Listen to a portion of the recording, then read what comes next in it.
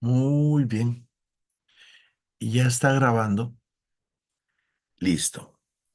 Eh, Cambiamos de tecnología y hacemos el tercer video del grupo de videos titulado Mezcla de gases ideales reales, que es un grupo de videos, un listín de videos pertenecientes a Termodinámica 2, este nuevo curso que te estoy ofreciendo vía auto videos. Muy contentos de estar grabando este tercer video del grupo de videos de mezcla de gases ideales reales, termodinámica 2. ¿Compartimos? Compartimos. Me toca tratar la ley de Gibbs-Dalton, pero para tratar, ah, un ratito, es que compartimos y no he compartido.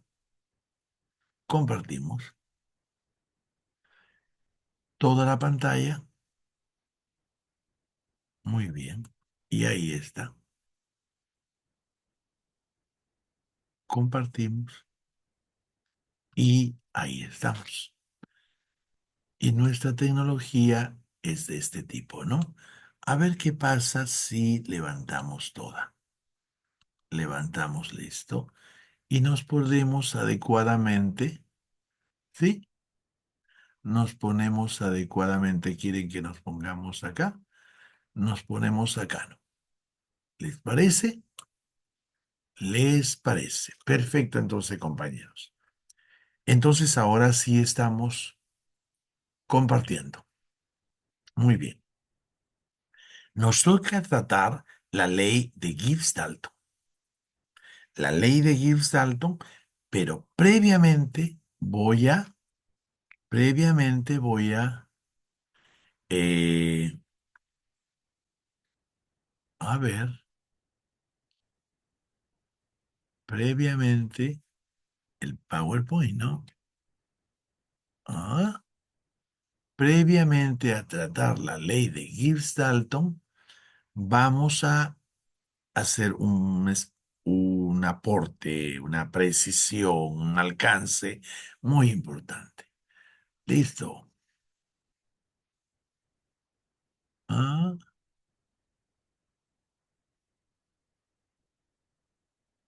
fin de presentación. Es la única forma que queda. Listo. Antes de hacer eso, entonces, vamos a hacer lo siguiente. Eh, Vamos a hacer el aporte que le he dado el título de referencial arbitrario. Referencial arbitrario. Referencial arbitrario. ¿Listo? Referencial arbitrario. ¿Ese nombre le damos al concepto, al asunto que queremos alcanzarles? Sí, ese nombre le damos al asunto que queremos alcanzarle en este tercer video, ¿no? Muy bien. Sí, pues, se trata de lo siguiente, compañeros. Muy bien. Y ya está. Se trata de lo siguiente, compañeros. Venía desde que en la segunda unidad de termodinámica 1 se hace función de estado, energía interna. Función de estado, energía interna. Recuerden cuando hacíamos, sí, es que estoy dictando comienzo de termo 2 y es de entender que el lector ha jugado con todo el curso en videos de termo 1. Salvo una situación muy especial que en un caso, por una situación más allá de las voluntades, no tenga que ir a esto antes de hacer termo uno, ¿no? Pero bueno, pero sí, la axiomaticidad requeriría, ¿no? Pero claro, aportamos para resolver cualquier coyuntura problemática. Pero en la secuencia, después de termo uno, comenzando termo 2, hacemos recordar. ¿Qué hacemos recordar? Que descubríamos la energía interna. Lo tenemos claro cuando descubrimos la energía interna. Cuando descubríamos la energía interna es porque descubríamos una nueva magnitud de estado que además era energía y porque veíamos una nueva magnitud de estado que además era energía, que veíamos que era energía, que era magnitud de estado, porque cualquiera sea el proceso con que iba de un estado uno a un estado 2, por ejemplo, cualquiera que era el proceso, era el mismo delta de U. Y determiné que había un delta de U al hacer las transformaciones. Sí, recuerda completo. Es que nosotros creíamos que las energías implicadas eran calor, W, variación de cinética, ¿no? Variación de energía cinética y variación de energía potencial, ¿cierto? Estas eran, creíamos todas, pero vimos que no, no, no eran todas porque se negaba el principio de conservación y lo más interesante, sin repetir el asunto, que este desbalance se daba en cualquier transformación que yo haga de uno a 2, por ejemplo.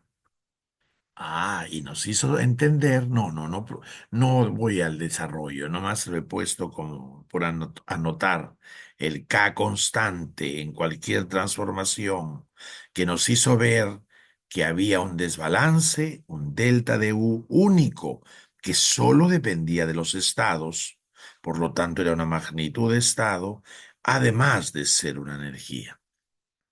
¿Perfecto? Perfecto. Así también, si hacíamos una transformación de 3 a 5, había un delta, un desbalance energético que era exactamente esta nueva magnitud, el delta de U, porque U le llamamos a esa magnitud. No, el desbalance entre 1 y 2 es diferente al balance de 3 y 5. El desbalance depende del estado inicial y final. Eso se dio en la experimentación. Era una nueva magnitud de estado que permitíamos descubrir pensando como luz el principio de conservación. Y bueno, el delta de U era, el delta de U era medible experimentalmente. Entonces, entre dos estados yo tenía deltas de U experimentales. Lo hacía con esto, nada más por ahora. Era medible el delta de U. Entonces, por ejemplo, yo tenía el delta de U entre un estado A y un estado B. ¿Listo? Pero no tenía el U de A ni el U de B. Mm, ¿Cómo se procedió? ¿Cómo procedieron los ingenieros? ¿Cómo procedió la ciencia? Mm, Pensó inteligentemente, llamativa, mágicamente, en la sustancia, pensar en un estado que sería el referencial. Pensar en un estado que sería el referencial de la sustancia. Y asignarle a ese estado un valor arbitrario de U, UR. Hacer transformaciones desde ese estado referencial a todos los demás estados, a diferentes estados, a todos los demás. Hacía una transformación o varias del estado referencial, bueno, basta una, del estado referencial a uno, del estado referencial a 2, del estado referencial al estado A, al estado B y así. Y experimentalmente medía el delta de U entre el en la transformación que llevaba desde el estado referencial al estado uno, al estado 2, al estado A, al estado B. O sea, lograba medir el delta de U de R1, de R2, de RA, de RAB.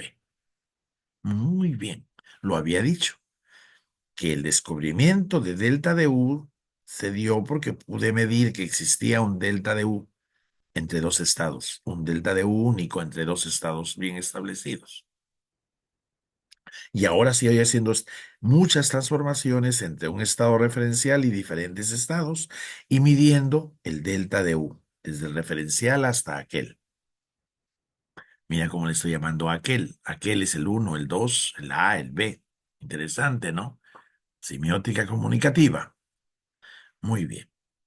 Y entonces, este delta de U claramente era el U, por ejemplo, el delta de U, lo que yo medía de R a uno era el U de uno menos el U de R, que no sé cuánto es.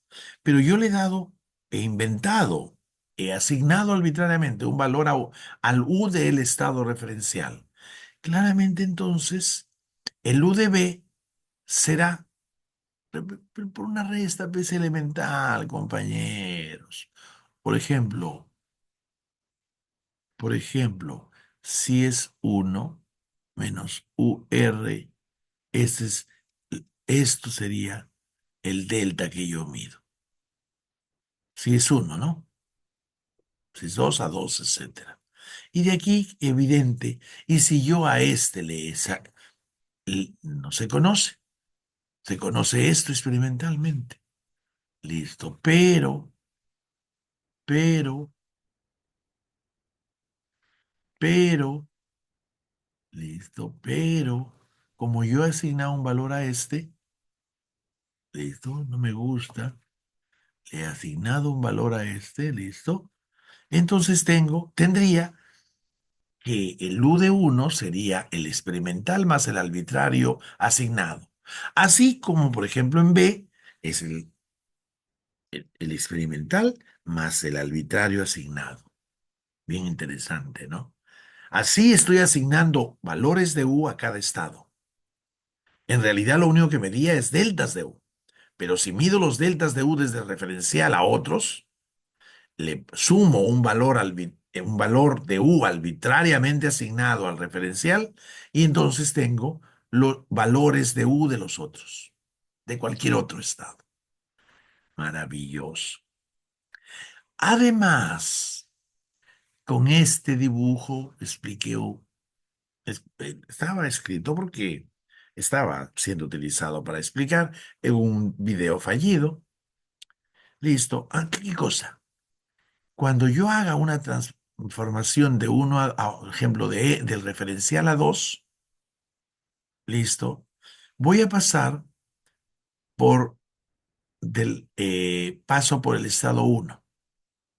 ¿Ya? Voy a hacer así. Quiero, por ejemplo, de 3 4, entonces paso por 3 al 4. Entonces, ¿cómo se mide el U del referencial a 2? Midiendo Q menos P dobles Q delta cinética y potencial. Bueno, juego con que sin que varíe cinética y potencial. Hay que recordar ese acápite estudiado ya en termo uno. Bueno, mido, cuando quiero el delta de U de R a 2 mido el delta de R a uno y el delta de R no. Quiero el delta de U de R a 2, mido el delta de U de R a uno y del delta de U de uno a 2. Sumando el delta de U de R a uno más delta de U de uno a 2, tengo el delta de U de R a 2. Claramente, cada medida requiere esto, ¿no? El Q de R a uno, el W, el delta de cinética y potencial de R a uno de uno a 2. Muy bien. Profesor. O sea que si el delta de U experimentalmente medido de R a 2 lo va a hacer de R a uno más un delta de U de uno a 2, entonces, bien interesante, el delta de U de R a 2 menos el delta de U de R a uno da el delta de U de uno a 2, que es el desfase de U de uno a 2. Interesante, ¿eh? Profesor. Ah, acá volví a escribir esto. U de cualquier X es el U del referencial más el delta de U de R a X. Ah, otra,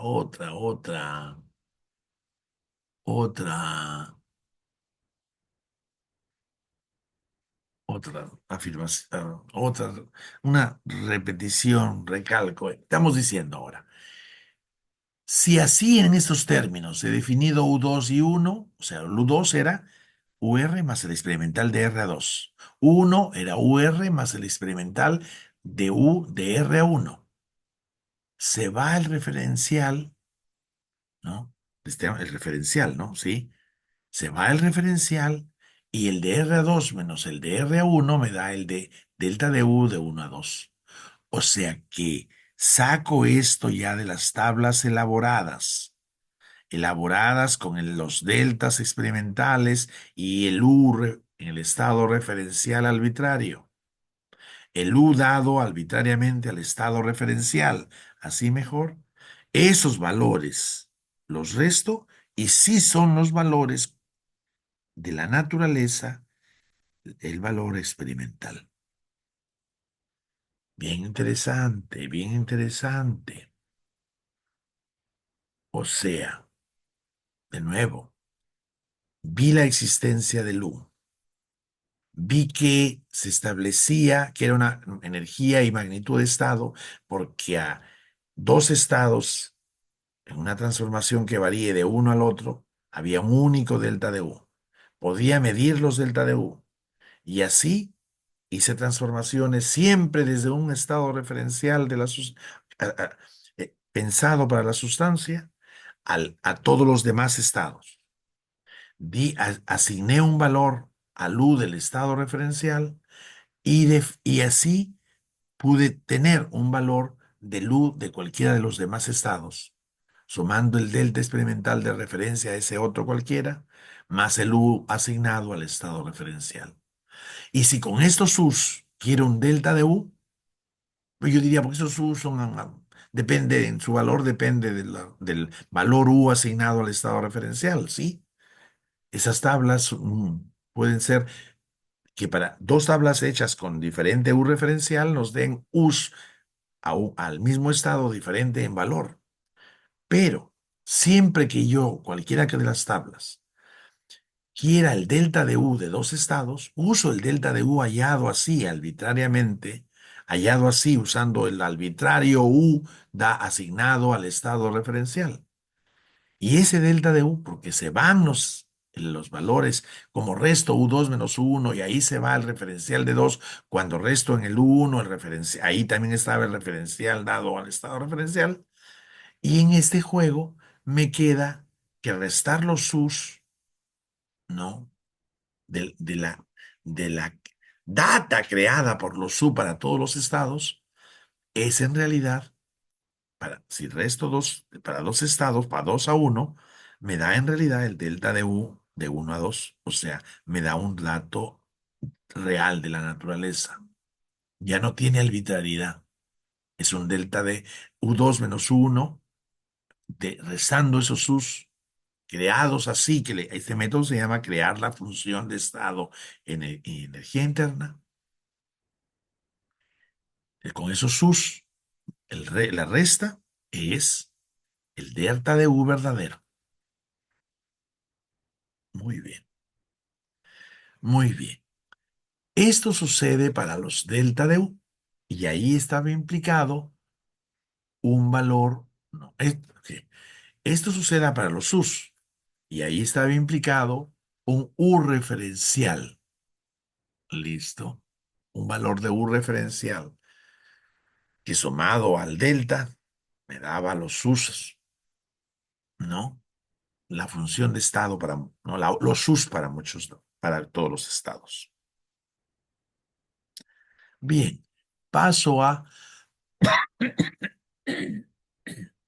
paso a, que esto también sucede en los H estándar.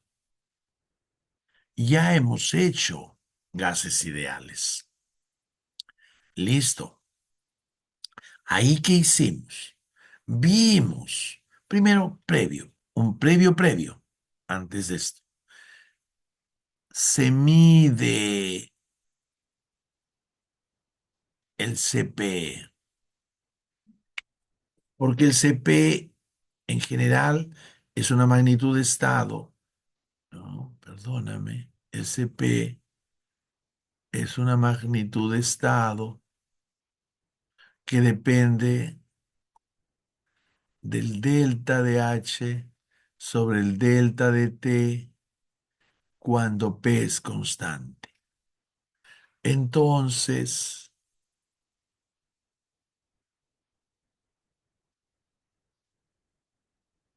en sustancias no en la zona de gas ideal, vamos a hacer con P,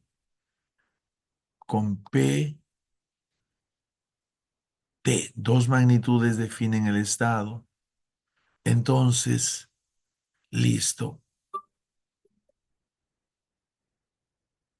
Dos magnitudes definen el estado. Entonces, sí, pues dos magnitudes definen el estado. Muy bien. Entonces me voy a un estado, hago una transformación ISO-P pequeñísima, listo, del estado que yo quiero a otro estado, ISO-P a un diferencial de transformación. El H, no, esto lo hago en un sistema cerrado, esto lo hago en un sistema cerrado, esto lo hago en un sistema cerrado, esto lo hago en un sistema cerrado. No, porque ahí no va a ser, si quieres hacerlo ISO-P, entonces espera, hazlo así, hazlo en un cilindro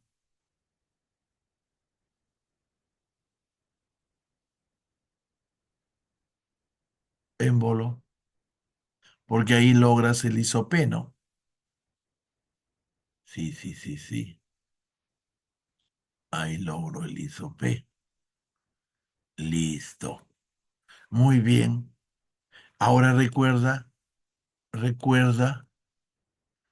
Q menos W, listo, igual ahí va a salir delta de U, no, delta de U. No, no, no, entonces.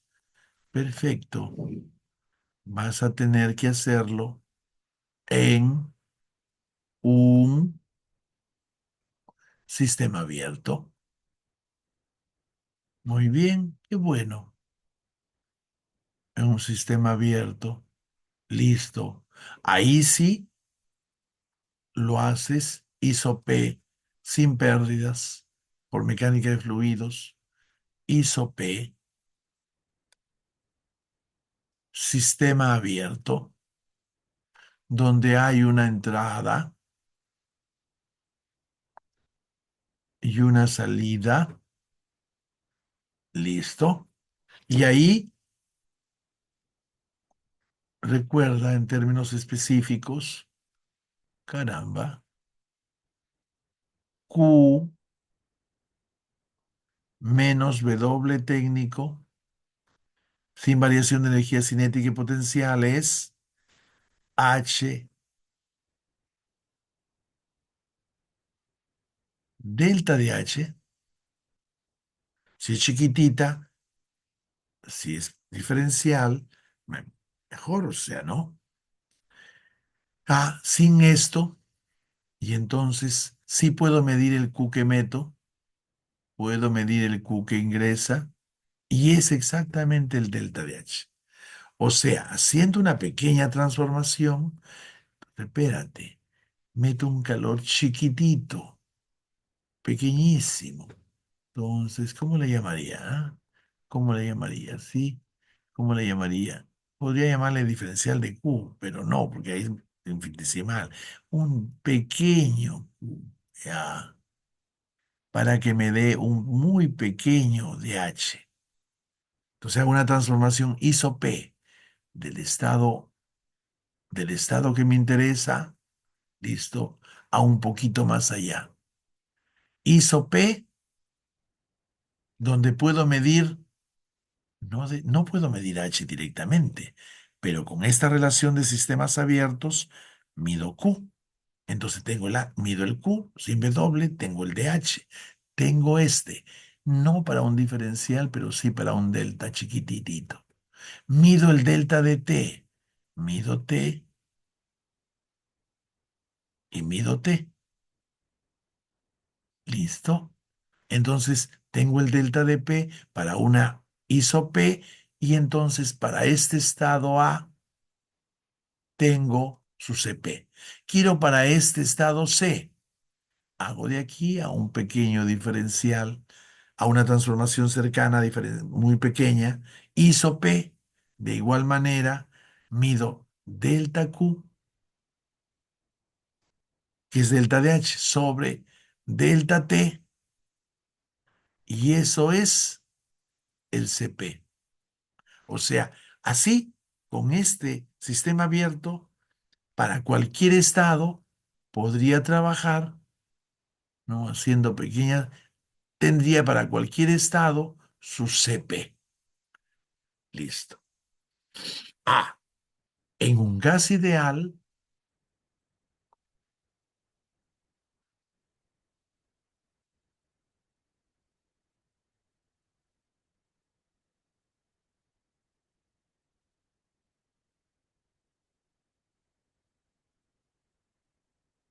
P, P. Sí, en un gas ideal, en un gas ideal, PT, compañero, PT.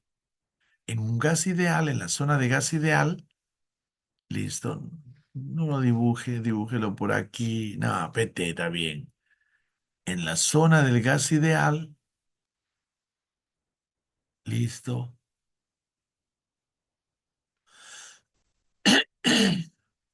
Este punto y este punto tienen el mismo, este con otro color.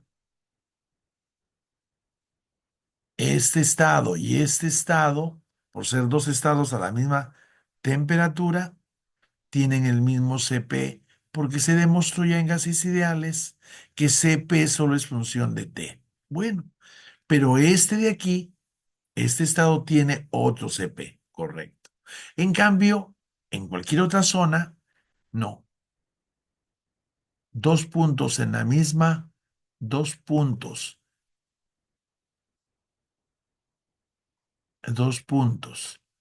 en la misma, que tengan el mismo T, no tienen el mismo CP. No, aquí este es un bonito, bonito. Bueno, pues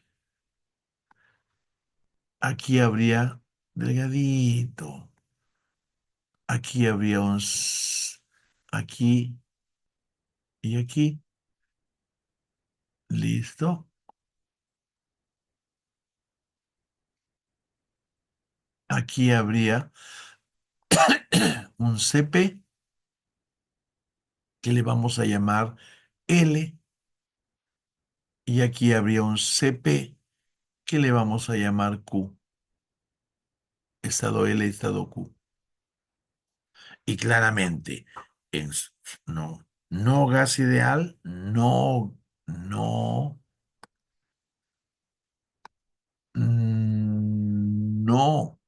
gas ideal. Entonces, el CP es una magnitud de estado que depende de dos. Pero igual, podría hallarla haciendo isos P chiquititos, midiendo lugar de delta de H el Q, el delta de T, y tendría para diferentes estados en una isoterma. Dos puntos tendrían diferentes CP. En el gas ideal, en una isoterma, dos puntos tienen la misma CP. Si es, ¿no? Listo. Pero diferente T, diferente CP. Porque el CP solo es función de T. Muy bien. Interesante. Entonces, he tratado el asunto de cómo se mide, cómo se mide el CP. Y en gases ideales se puede hacer así no sean gases ideales. ¿Listo? Eh, pero para gases ideales, CP es una función solo de la temperatura. Ya está perfectamente dicho antes. Muy bien, ya, profesor. Bueno, ahora tú recuerda que claramente entonces, pero CP es igual a ya no derivada parcial, sino variación del H respecto del T, porque ya no depende de P. Entonces, la variación parcial en piso P ya no necesitas. Muy bien. De aquí sale que, de aquí sale que claramente, eh, claramente sale que DH es igual a CP, función de T, dt. Muy bien. ¿Y tú te acuerdas que habían hecho una tabla de CP en función de T para, para los gases a una atmósfera? ¿Cierto? Muy bien. Entonces, ¿y hacían transformaciones? Sí, sí. O sea, tenían el CP. ¿Qué tenían? Tenían el CP. No, así no. Tenían así. Tenían para,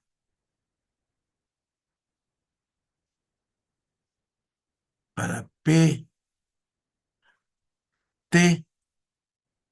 tenían, bueno, en la misma isoterma tienen el mismo CP, ¿no?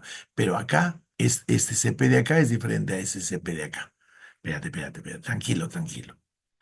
Estaban trabajando para una atmósfera. Ah, no.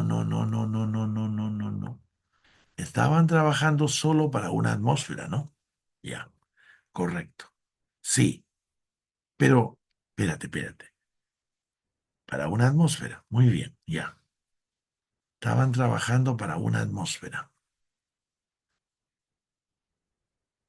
Tranquilos, compañeros. Estaban trabajando para una atmósfera, ¿no? Listo. Tenían el CP de T, ya. Muy bien. Entonces conseguían de una atmósfera y 25 grados que 298,15 en Kelvin. Listo.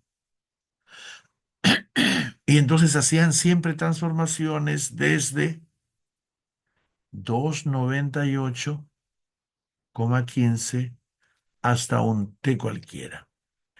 Y así obtenían claramente desde H estándar, porque estaban trabajando a una atmósfera, 298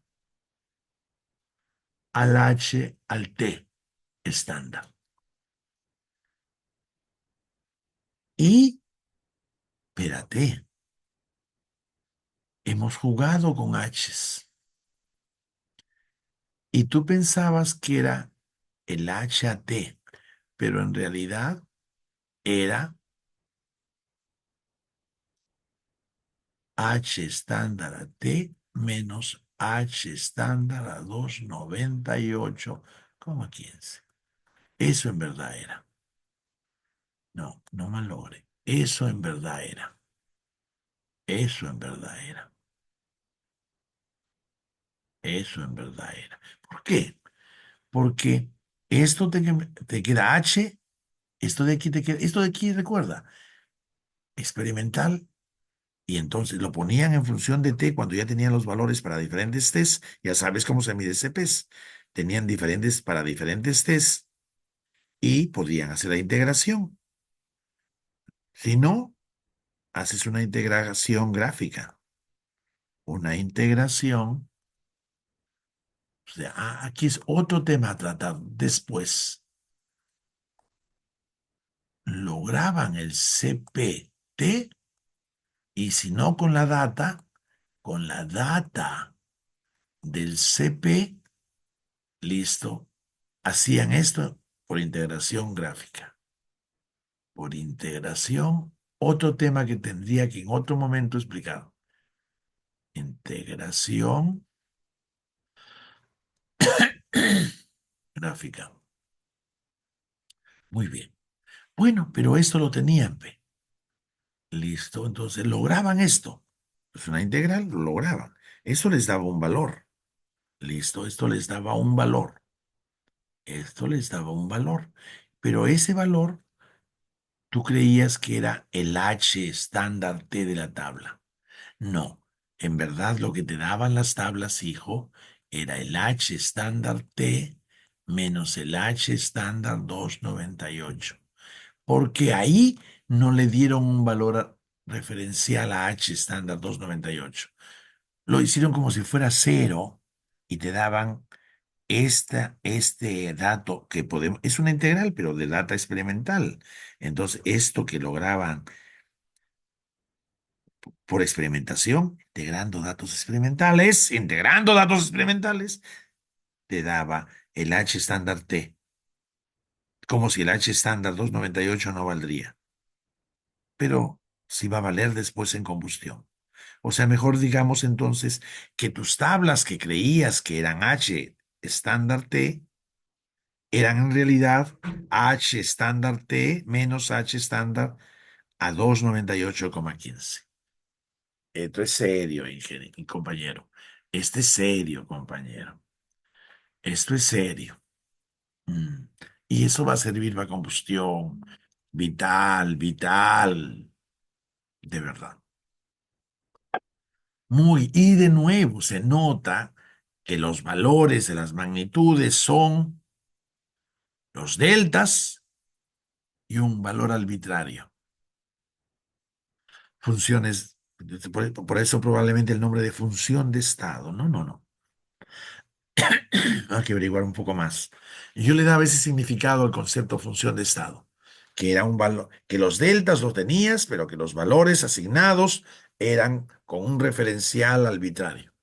Pero que cuando tenías valores logrados con el valor arbitrario al estado referencial, como se iba el valor arbitrario al tener restar los un H a T2 y un H a T1, ¿listo?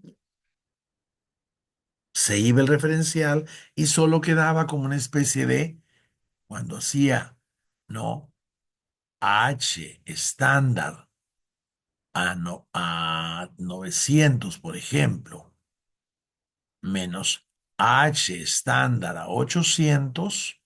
Sí, pues, sí. No pongas 800 porque se nota muy chiquito. H estándar a 300. En realidad tenías H estándar a 900 menos H estándar a 298. Todo esto menos H estándar a 300 menos H estándar a 298. Ya, coma 15. Listo. Y este se iba con este y tenía lo que quería. Porque en realidad tú creías que tenías esto en la tabla. Kelvin, listo. Borra esa fea. Borra esa fea. ¿Qué pasó? Listo. Hágalo con esto. Y con marroncito. Tú creías tener esto y en realidad tenías todo esto.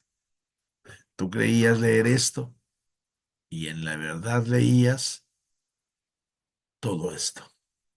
¿Cierto? O sea que siempre habría lo que estamos hablando ahora, ¿no? Un arbitrario valor de la magnitud en el estado referencial. Pongámoslo. Siempre había, ya veo, he visto el caso acá, he visto caso ahí en la función de estado U, ya dos casos, ¿no? Siempre hay el arbitrario, hay el arbitrario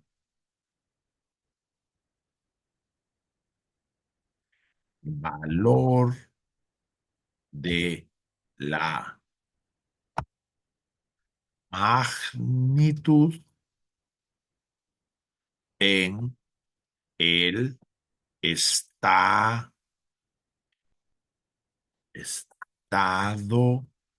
referencial tomado. Tomado quiere decir que también lo acordaste, es que es cual que sea tu estado referencial. Tomado. Mira lo que he dicho, repítelo si quieres. Repite lo que acabo de grabar. El estado referencial lo escogiste cual que sea, el que tú escogiste que sea, y a ese le asignaste la un valor de la magnitud que estabas estudiando. Bueno, pero desde ese que escogiste como estado referencial, hacías experimentalmente transformaciones a todos los otros estados y obtenías las variaciones, que sumado al referencial te daba las funciones para todos los estados de valores de esa magnitud. Claro, estoy hablando que puede ser para H's, para S's, para U's. Estoy hablando del arbitrario valor de la magnitud en estudio en el estado referencial tomado. Tremendo. Sí, amigo. Sí, sí sé que es tremendo, porque me es tremendo a mí. Entonces, sé yo como alumno, yo como interesado en el saber. Es tremendo, es tremendo. Muy bien. Lo mismo va a suceder. Vamos a tener el mismo asunto, un arbitrario valor en el estado referencial, cuando quiera hallar, ¿no? Otro, ¿no? O sea, también, también,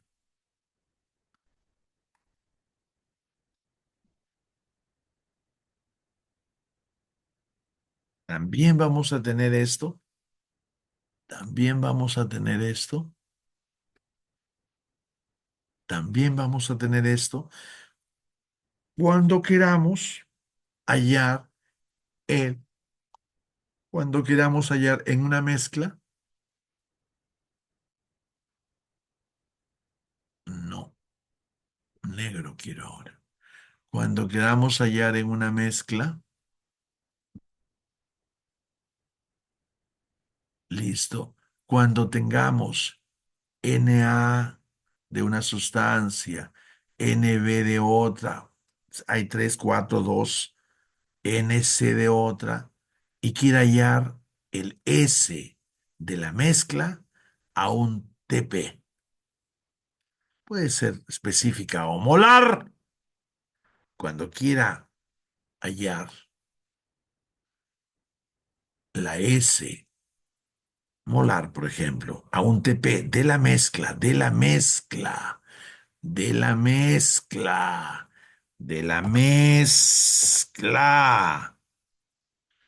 Ahí también voy a trabajar, vas a ver que aparece los S, aparecen los S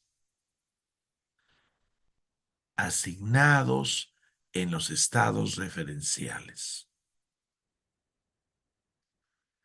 Muy, muy interesante. Aparecen los S asignados en los estados referenciales. También, por eso es que antes de enfrentarlos, te he hecho este repaso. ¿Listo? Perfecto, compañeros. Desde ahí. Listo. Muy bien. Sigo con el mismo documento. Listo.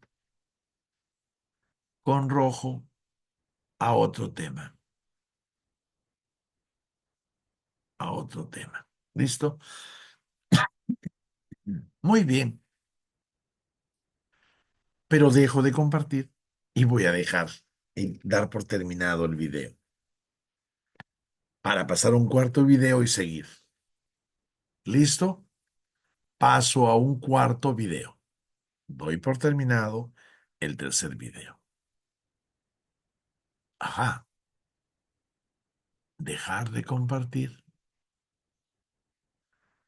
Me despido de ti. Aquí es pausa y acá es detener la grabación. Detén.